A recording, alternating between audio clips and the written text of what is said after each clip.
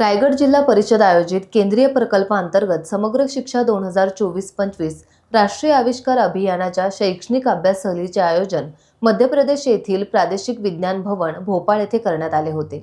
या सहलीसाठी रायगड जिल्हा परिषदेच्या 6 शाळांची निवड करण्यात आली होती।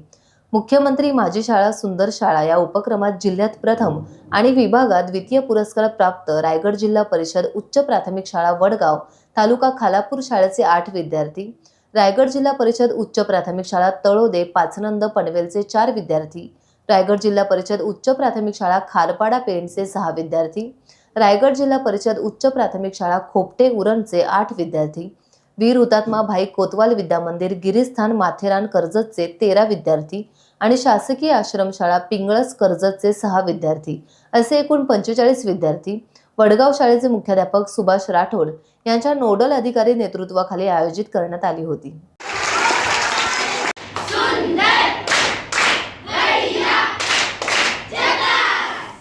टाइम्स डिजिटलला लाईक करा, सबस्क्राइब करा, शेअर करा आणि बेल आयकॉन दाबायला विसरू नका।